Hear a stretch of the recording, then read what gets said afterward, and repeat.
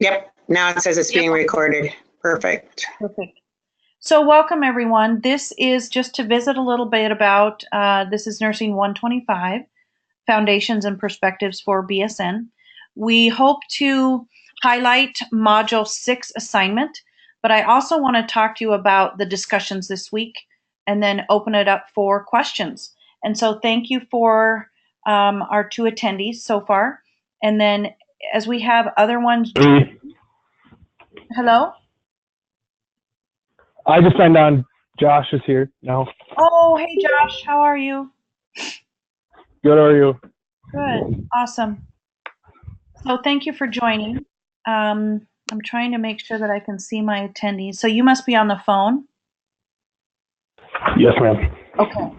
So I'm going to be sharing my screen.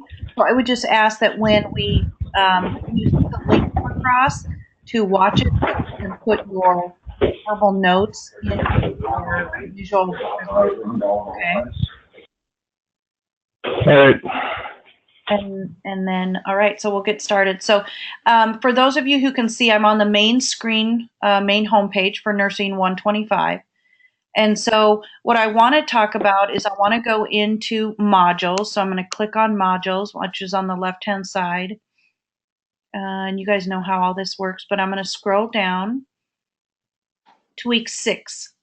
And so if you click on checklists and objectives, this week, pretty busy week, but we're going to be incorporating evidence into practice.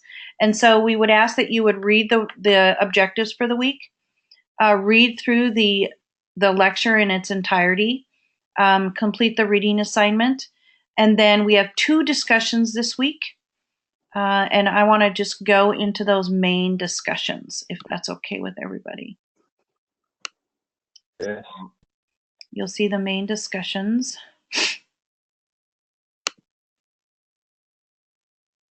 All right, so Module 6, Discussion 1, what we're doing is we're just asking you to define evidence-based practice, and then how would you explain the concept of this evidence-based practice? And so pretty much what you're going to do is you are going to go into the LIRN, and you're going to pull up some evidence-based practice research. And so at this point, I thought I would go to the LIRN and refresh on how to find research. So if you go to your left-hand side and you see pages, you'll see where I'm clicking on the pages. And then it'll have the second link down is the Library and Information Resource Network. So click on that. And you can see right underneath that is the password of 55799. So you click on here. You click in login and you put in the number 55799. You hit submit. And then you'll see, click on subject view.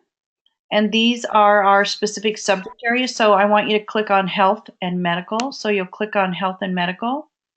And then I'm just going to use ProQuest, and it's on your right-hand side, second from the bottom. So if you click on that, you'll see a search bar that comes up. And let's see, I put in evidence-based practice. So evidence-based practice. Let me move my little thing here. Search, you click on the little search, and it brings up 402,233 results, which can be very overwhelming. But what we're going to do is we're going to click on peer reviewed. So then that, can you still see my screen okay? Yes. Okay. Yes. So then the peer reviewed is checked. So then I want to go down and click on scholarly journals, which you'll find that under source type. Click on that, and that'll even narrow it down further for you. Just takes a minute. So now we're down to 205,833. So then look at your publication date, and you can kind of move that little icon over. And I had to do this a couple times, so So then that refined it a little bit more. So then I'm going to move my icon over to where I'm looking at about 2014 update. So now you're down to 79,468 results. And under evidence-based practice, I found one where it talks about, so the fifth one down, you see there should be a graduation cap, which you know is a scholarly journal. So look at number 5, and it's titled Evidence-Based Practice, Beliefs and Implementation Among Nurses. So there's a great resource for you. Right underneath that, number 6, effectiveness of an educational intervention. That looks good. And then you can just look through, but you can see the only thing we have are the graduation caps because we're looking at scholarly journals, peer reviewed. And so that way you can go ahead and filter. So hopefully that will help you find an appropriate article within the LIRN. And if we go back to the home page, so those in attendance, any questions on how to utilize the LIRN? No, I would just say, once you, go ahead. Sorry. Once you typed in evidence-based practice, what was the second thing that you narrowed it down from? So then you go over to the right and you see narrow results and you want to apply filters. So I clicked on peer reviewed. Oh, okay. Got it. And then it takes a little bit to come up. And then you also, further down under source type, click on scholarly journals and wait for that to come up. And then further down under publication date, you want to narrow it down within the last 5 years of dates. Okay. And Perfect. then I know we still have 79,000 results, but you're not going to look at all 79,000. Usually, first you can look at it and just kind of get an idea and pull one and read it and see if it's appropriate. Now, the other thing I can tell you would be, let's just look up one. Let's look up this number 5. So you're going to click on this number 5 one, give it a minute, and okay, you've got your full text PDF. But if you go off to the right, you're going to see where it says cite, and there's double quotation marks. So if you click on cite, that will cite this reference in APA for you. So you just copy and paste. So this is a fabulous resource that ProQuest offers because then you are understanding, it's just validating your understanding of how to reference appropriately APA, but then we have to continue to cite appropriately within our discussion. So those of you utilizing ProQuest, if you look off to the right, you'll see where it says download PDF in teal colors, and then underneath it says cite, print, email, or save. Always save your articles that you use so you can use them for another class. And then if you click on cite, it brings up how to cite appropriately in APA formatting. Any questions with that? This is Diane. I was just going to add that some students might use Google Scholar, OVED, or some other source, and it'll be pretty much the same. They might just have to play around a little bit with it. Okay. But I think if you can filter it and narrow it down, it's less anxiety producing, and I'm assuming you can do that on there, yeah. And for those that can't see the screen, because I know a couple people cannot, be sure, we're all going to post this as an announcement as a video. So if you have any questions, you'll be able to see the screen and see exactly where to go. Sweet. Thank you. Awesome. All right, so that will be, let me come back here. Sorry for my scrolling, but so that will take care of discussion number 1. Now let's look at discussion number 2, which is quite hefty. And so What we're asking you to do is to describe a question you may have regarding patient care, safety, or nursing practice. And then we're asking you to write a clinical question and provide the question in a PICO format presented in this week's lecture. So if we go back out to this week's lecture, and I'm utilizing the screen, so when you actually can go back and look at the video, you'll be able to see what I'm talking about. So click on, oops, sorry. My problem. I clicked on week 5. Sorry. So week 6, if you click on week 6 lecture, you can pull your screen down by looking at the right-hand bottom corner and pulling it down. Now this week discusses PICO, defining evidence-based practice. I would just have you make sure that you read through the lecture, that you take notes, and there's actually some great websites referencing Module 6 lectures, so look at those. Make sure you understand. Now there is an example of a PICO question in the lecture, but I also wanted to share one with you. If you continue through the lecture, it talks about different things, audit trail, the ACE STAR model of knowledge transformation, and then your references. But if we go back to the discussions, I want to show you something here. So Module 6, Discussion 2. So in this specific, when we launch our discussions, I put an example of a PICO type question. And so here's an example. And when you're able to look back at the video, you'll be able to see this. But we want you to introduce us to your issue in nursing. And so in this example, it talks about many nurses that I've worked with frequently discuss the use of promethazine on labor and delivery. Promethazine is an antiemetic used commonly in places like the ED and labor and delivery. So for several years, it's been given via IV, but within the last 10 years, they've discontinued giving the medication IV due to a correlation with local necrosis. And then you reference your research there at the end of that sentence. And so, however, I still occasionally hear of nurses pushing it IV in the clinic. So you are to introduce us to your issue, and then you're to write a question, write a clinical question. So this nurse wrote, my question, are patients less likely to suffer from necrosis if they are given promethazine IM versus IV?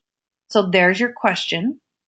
And then put your information in PICO format. So again, if you're looking at PICO format, your P is in relation to population or your patient. So who are you seeking out? Who is your population? In this example, it would be hospitalized patients. And then your I is your intervention or your issue of interest. And so this issue of interest is IV promethazine. Your C would be your comparison. So you're comparing interventions, therapies, procedures are being compared to the questionable intervention. So they're comparing IM promethazine to IV promethazine. And then your outcome, which is your O, would be what is the desired outcome or consequence of the intervention. And in this particular examples, it would be safe reaction to promethazine, no necrosis. Because if you look back up in the question's actually asking, are patients less likely to suffer from necrosis? So your outcome has to go back into your main question to answer that. And then the T would be a time. And this is the amount of time during which the intervention will be evaluated. So this specific example would be reactions to IV promethazine seem to take place within hours because it's an antiemetic, but continue throughout the course for several weeks. And then at the end would be your reference on where you obtain that information. So this is what we would like to see with discussion number 2, would be your PICO format. And I know in the past students have just written it out in paragraph form, but we would ask that you put it in this form because it's easy to read, it's easy for you to read, it's organized, it keeps you on track. So any questions from Diane and Anne with discussion number 2 on the PICO format?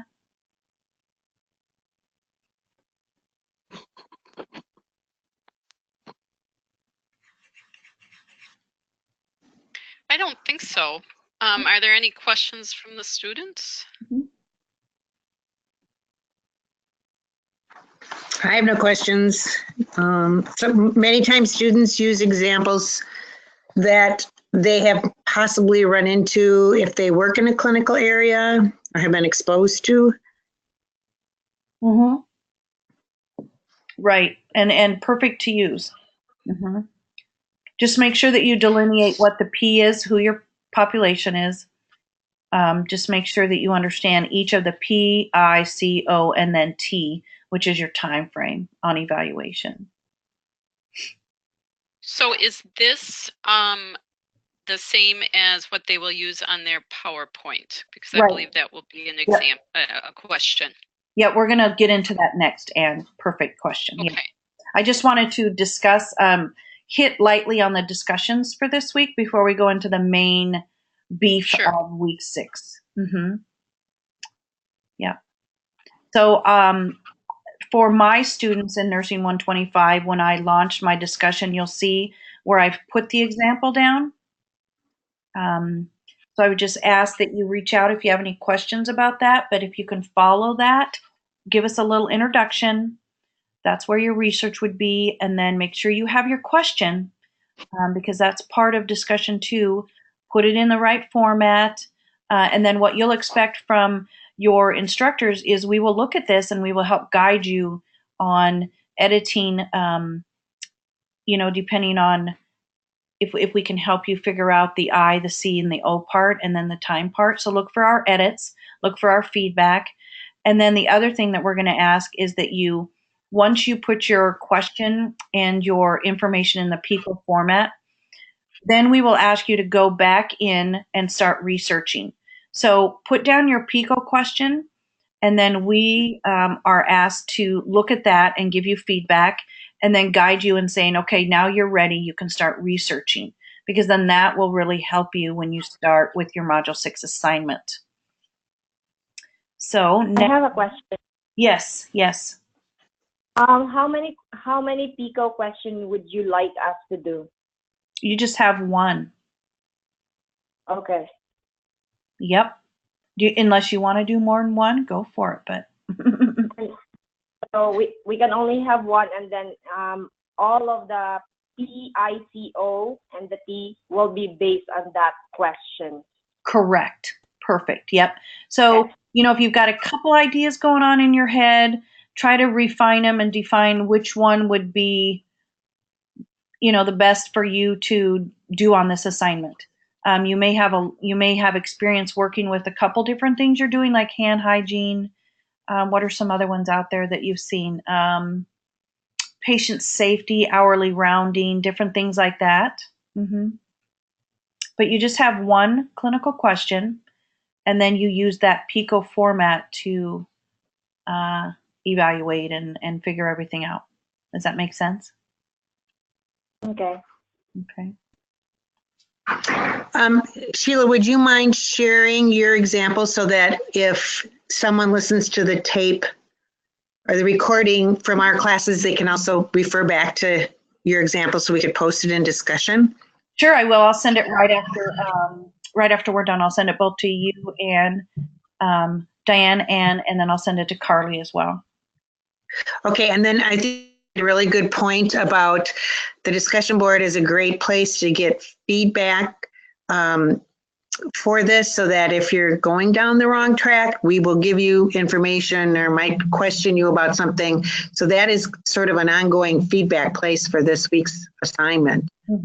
Thank you, Diane, for talking about that. It is. And so make sure that you look frequently at your posting just to make sure we try to do it in a timely manner. And so if we're asking you to refresh something or edit or something, we're trying to help you before you actually get started on your Module 6 assignment. So great addition, Diane. Thank you for that. All right, so there's the discussions for this week. Now let's look into the actual assignment for Module 6. So you can see here we've looked at the checklist, the lecture. So if you click on Module 6 assignment, on the right-hand lower corner, you can pull your window down and make it bigger. So let me get my notes.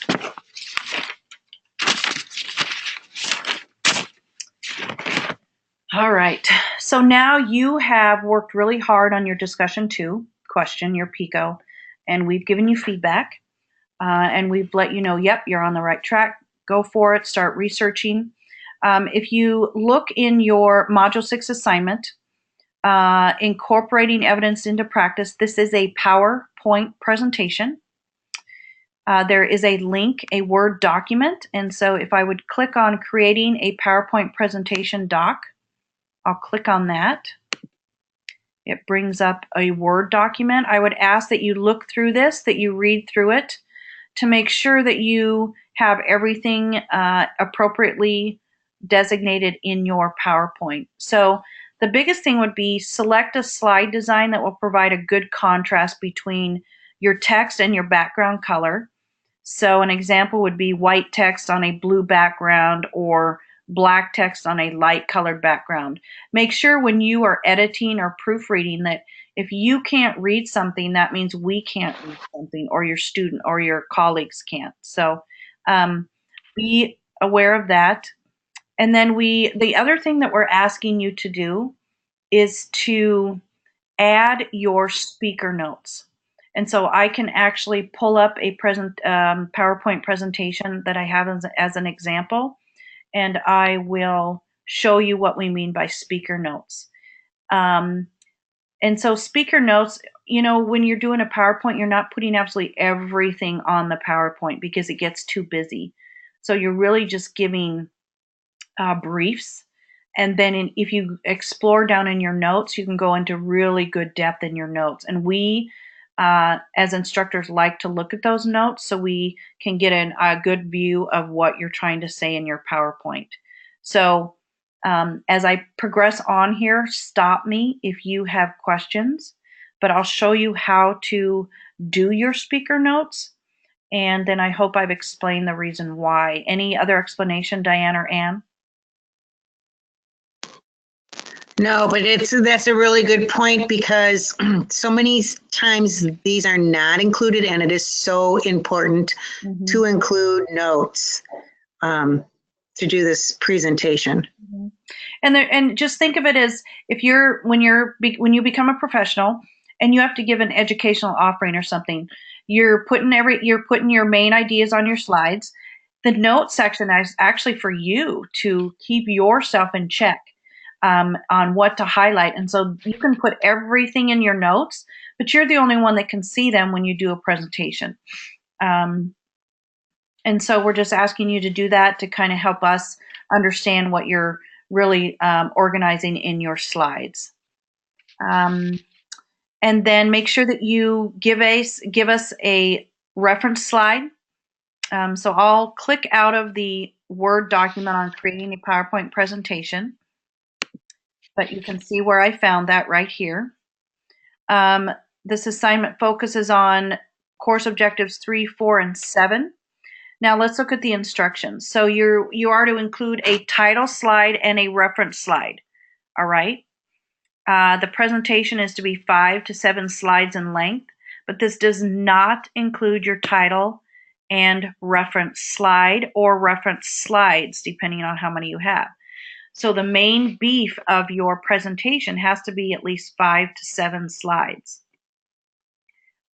We are asking you to describe the steps to incorporating evidence-based practice. We're asking you to include a framework or model of evidence-based practice. You must identify the framework or model in your slides. And then all further narrative should be in the notes section. So while we're asking is to let us know what your model is, like the Stetler model of evidence-based practice is an example. And I'll give you some examples as we go on, but this might make sense when I pull up an example so you can really see what I'm talking about. And these are in the lecture also, so be sure to look at your lecture so that you understand what we're asking for. Right, the ACEs system is in the lecture, and that's a really popular one. But I'm going to give you some extra ones if you want to venture out and look at some different ones. But yes, make sure that you look at your lecture. Everything that we're asking you to do can be found in your lecture and your textbook. So everything is right there where you need it to be. Then we are asking you to, okay, this is where you're going to bring in your discussion 2 question. Describe the area of interest, state the clinical question, including the PICO format. So here you've already done that in Module 6, Discussion 2. Now we're asking you to make a PowerPoint slide, okay? Now we're asking you to, where's your research? So you've gone out and you've used Ovid, you've used Google Scholar, you've used the LIRN, and you have evidence to support. We're asking you to describe your literature search, including the databases you searched and your audit trail. What terms were searched and how the search was narrowed or refined. So those are the keywords. What did you put in to find this? Did you put in evidence-based practice? Did you put in ACE model? What did you put in hand hygiene? Those are what we're asking on this area. And then we're asking you to briefly describe your findings in the literature. So summarize what you found in the literature. And are you able to answer your PICO question? So describe the impact to patient care and or nursing practice. And then present your recommendation. So this is what I would recommend. According to the literature, this is what I would recommend. And make sure that you add that. That could be its own slide right there. And we're asking you, should a change be made in nursing practice? Is further research needed? Make sure you answer those questions. Citations, we're asking you to include your citations and references, and you need to use at least 2 scholarly resources. You definitely can use more than that, but we ask you to use 2. Your textbook could be a resource. Your lecture could be a resource, right, Diane and Anne? Mm-hmm. Usually, I don't know. I think it's a good idea to use if you can find 2 scholarly journals instead of your textbook. Right. But what I'm saying is if you have a resource of your textbook and you have a resource of the lecture, we would ask that you research, you venture out and you find at least 2 scholarly journals to support your discussion or your issue. It's awesome that you're using your textbook, but I don't know it's going to give you enough information to answer everything we're asking you to answer. So if you are utilizing your textbook, make sure that you reference it. Make sure that you reference your lecture if you're using that. But then you're also going to have to venture out and find other research. So make sure you reference that. So you're going to have at least 2, if not more than that, on this project. Of course, we want it to be an APA format. And then here, you may choose to include the in-text citations in your speaker notes section, which is great, and that lets us know that you are doing it. And so if you don't have speaker notes, it's really hard for you to get the points needed because we're not able to see that you're linking your information to what's going on in your PowerPoint. So make sure that you have those speaker notes. They're so very important. And then as you scroll down, you can see where you have your grading rubric. I would just ask, or we would ask that you look at that and figure out, okay, if I don't have a framework, I just cannot find a framework. Well, you're missing quite a few points if you don't have a framework, and you can see that aspect. And then if you scroll down, make sure that you always look at your grading rubrics when you are doing an assignment to make sure that you're capturing everything. All right. So I want to provide you with an example. Let me just see where I've made myself so many notes. So what I'm going to do is I'm going to go out to the announcement section in my 125 course. And I have week 6 PICO. So then here is the example, and I can send this out as well. Whoops. So here is your first slide. It has your title. It has your clinical question from your discussion 2. Everybody see this okay? Yes. Mhm. Okay. Yes. So then the next slide would be, this is the model.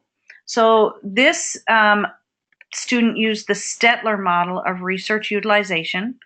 And I also can go into ProQuest and pull this up for you. If you just put in Stetler model in the search bar under ProQuest, and then apply your filters, your peer-reviewed, your scholarly journals, the dates within the last 5 years is good. You'll see where an article comes up that talks about utilizing the Stetler model, and that just gives you an idea of what's the process of this model. And this student put each phase on here, and then if I bring this up, you see that where the notes are, these are speaker notes. And so this is where your instructor can really look at this and tie in what you're saying in your brief PowerPoint, and here are your notes. And you can see where this student, throughout her notes, put in references, in citations in her notes section. That's very, very good to do. And then I want to move this down so you can see the slide appropriately. Okay, so here, the next slide would be, here is the question, the clinical question. You've got your PICO, your hospitalized patients. You've got your I for IV promethazine. Here's your C for IM promethazine. Outcome safe reaction to promethazine, no necrosis. And then time frame, she's narrowed it down 0 hours to 2 weeks after administration. Then down here, I can read more about her literature support in that. Then if I move down, here's your literature search. So this is where you put in your search terms. They used IV promethazine, IM promethazine. They used both promethazine and necrosis, or they used IM or IV and promethazine. So this student searched in learning in the LIRN. Okay. Down in the notes, it is a little more specific on what they found. And it also says, to be even more specific, I searched IM or IV and promethazine, and this proved to provide the best results. So from this particular search, I found 2 resources that addressed my question, the best that I've used in this presentation. Okay. And this is where you would let us know what area did you use? Did you use Google Scholar? Did you use the LIRN? Did you use Ovid? Things like that. And then your terms. What did you put in the search bar? Next would be your findings. And so this is really important because it helps guide your research. It lets us know you went out and you searched different articles, different research, and this is what you found. And so you can see down here in the notes section, it's very well done. There's a lot of information, and that's great. So you can see if you don't utilize nurses, if you don't utilize the note portion, it's really hard for us to really dive in and give you the points necessary, because we can't read your brain when we're online. Just to be trying to be funny, but if we could, wouldn't that be amazing though? So here is where this student really went deep into the research. So there's two main findings here. Now here's the recommendations. The student said promethazine should not be administered IV. Promethazine administered IM should be done with great caution. And then the safest way to administer promethazine is orally. And then more data in her notes. And then here's her reference slide. And you want to make sure that your references are done in APA formatting on your slides. So 1, 2, 3, 4, 5 references. None of them, I don't see a textbook and I don't see a lecture. So you're going to have to venture out and find some research. Okay, so this is 7 slides. It's a great, what do you think about the presentation as a student?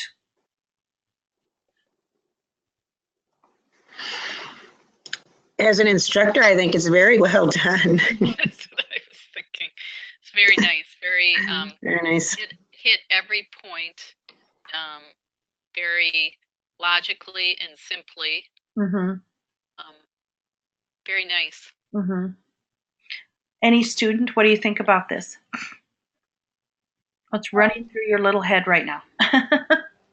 Mhm. I really like the presentation. It's clear and to the point. Good. And there's not a lot of extra artifacts on the side or too many words, so you're not having to read and get ahead. Yep. And that's the outcome of PowerPoints, is it's just very brief, but then you have your notes. And so you're going to be talking.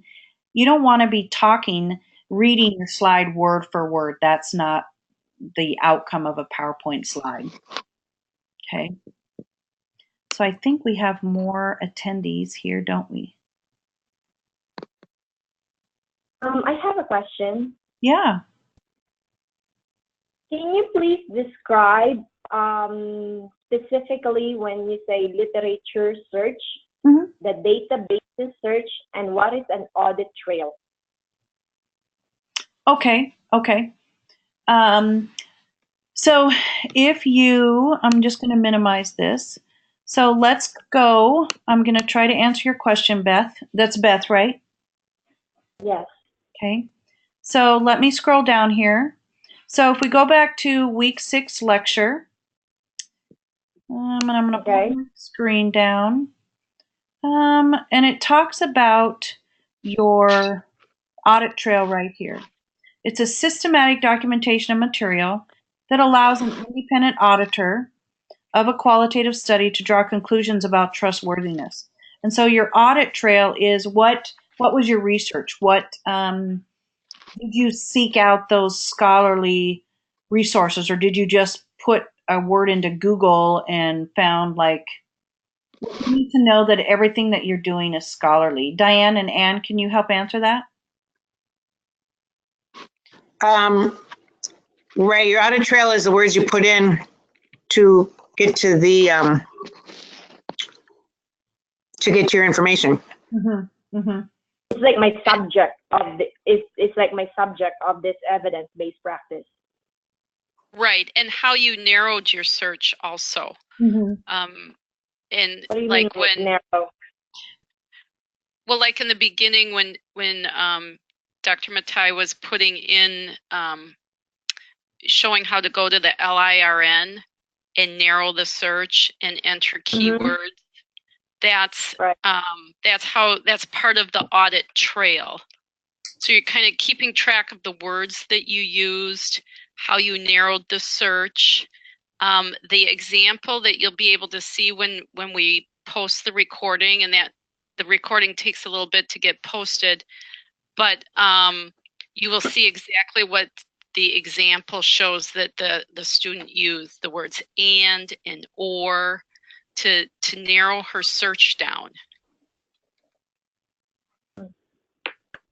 Because if you put too many words in that search bar in when you're looking for different articles, it's going to bring up a tremendous amount of data that's a little overwhelming. So you really have to narrow your keywords down when you're looking for different things in the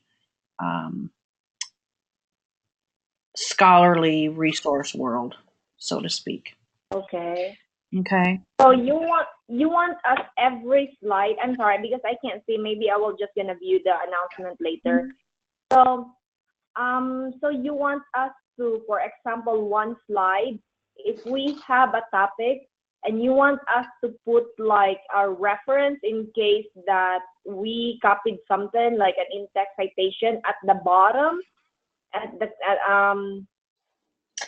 so how are we gonna do this? If ever I'm going to have a subject and then I'm going to explain the concept of the subject in that PowerPoint slide, and then if there's some in-text statement that I copied, so where do you want us to put the reference at the same time, in that slide or at the bottom or what? Usually in your notes section. The speaker notes. Right. So in your notes section, you would add it as a citation, correct? Yep. And then your reference would be on your reference page. On your reference side. Perfect. Okay. Yep. So you don't want us to do like every time that we say something in the slide, you don't want us to do like, you know, like according to this, or this is like, you know. Right. Yeah, you're going to just be really brief on what you're according to. You know, let's say according to Rogers and Darrell 2014, they found this. You're just going to put what they found on your slide as key points. But then in your notes section, you're going to say, well, according to blah, blah, date, this is what they found. And you're going to be really detailed in your notes. You're going to be really brief in the PowerPoint. You're going to pull out those key words, but you're going to guide the reader down to the notes section, or the grader down to the notes section.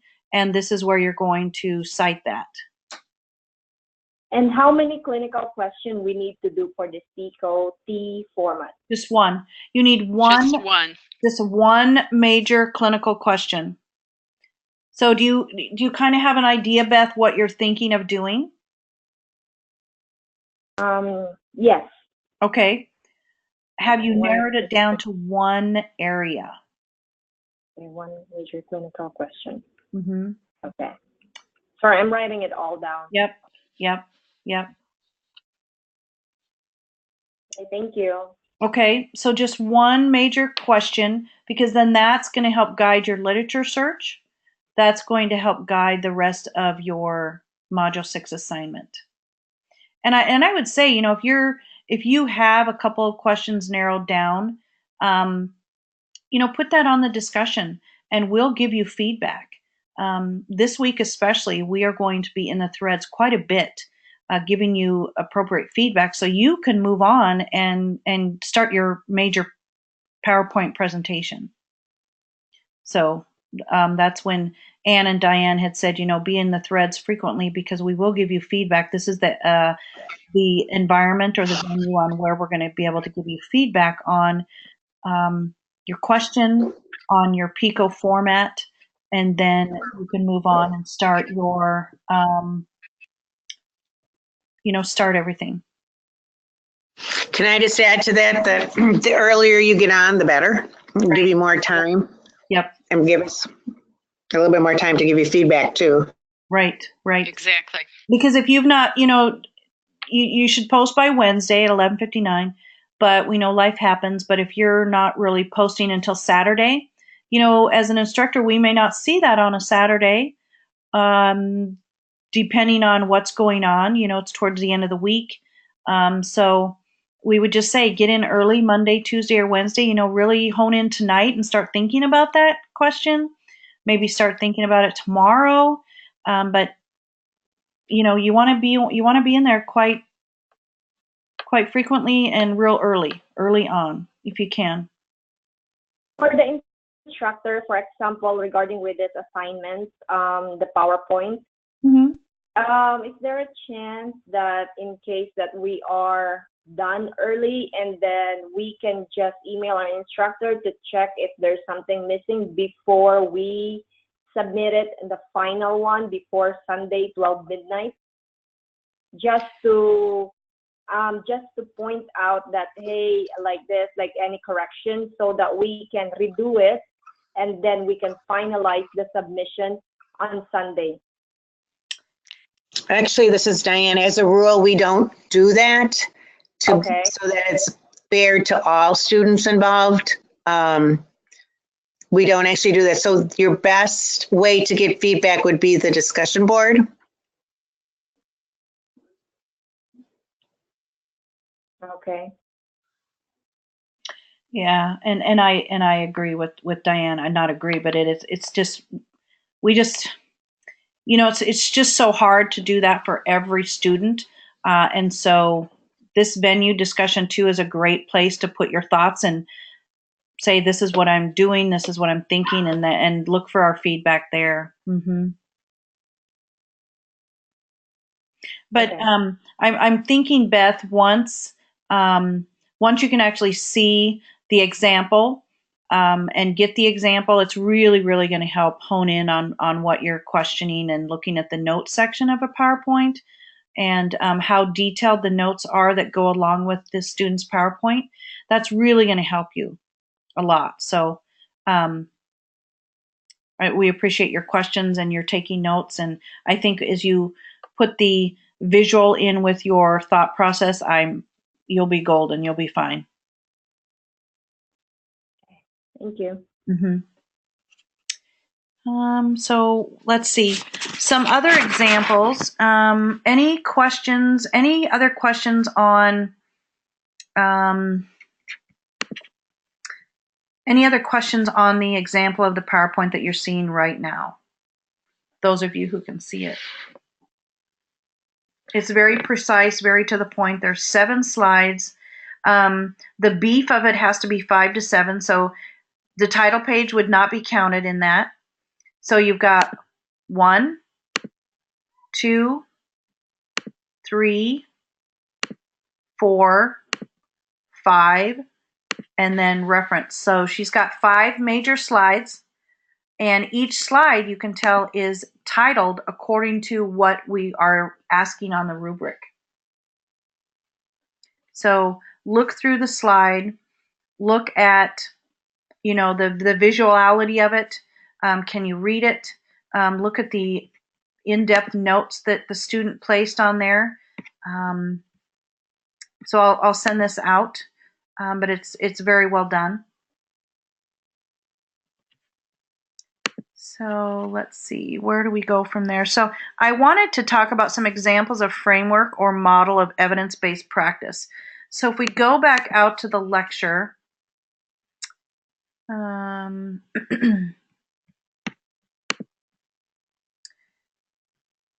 I make my window bigger, you can see down here, if we scroll down, sorry if I make you nauseated when you're looking at this, but as we scroll down, we can see one model would be the ACE STAR model of knowledge transformation. You can look this up. You can put the ACE STAR model as keywords in your literature search, so you can learn more about the ACE STAR model.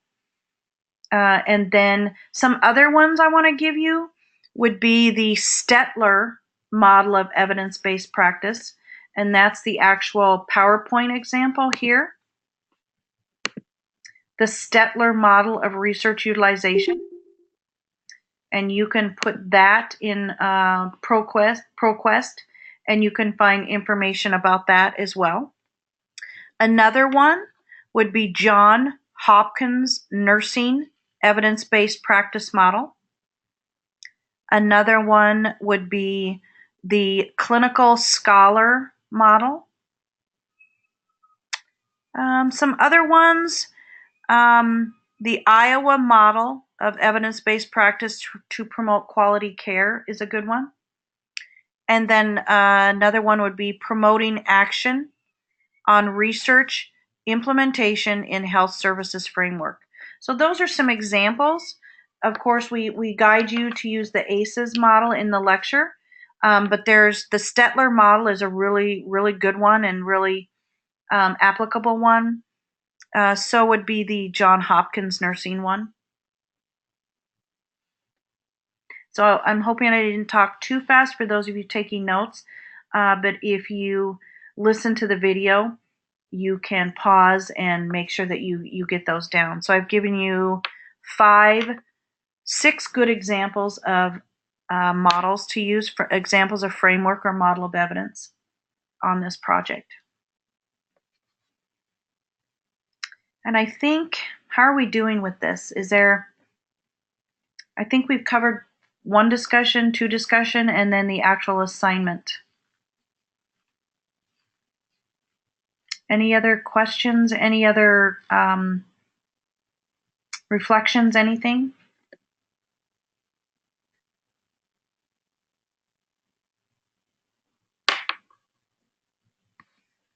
Anybody?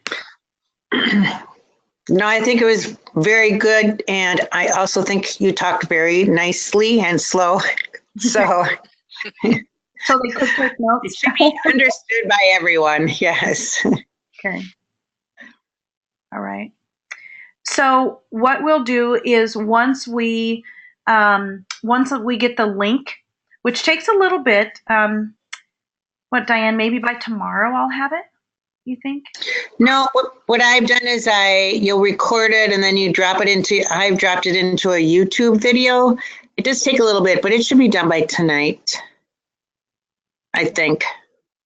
Okay. I would appreciate if it's tonight, yes, because I would like to start. It looks like for me it's Sure. Well, it's I'm a little in, bit complicated. yeah. I didn't see it. So. I'm in Eastern time, so I'll try my best, Beth. Definitely will be on by tomorrow. Thank you so much, because I'm still a little confused because I didn't see the actual one. So I would love to see it so that I can really follow and understand things. Yep. I'll definitely have it on by tomorrow, but I really don't know if I can guarantee by tonight, just because of my time zone I'm in today. Okay.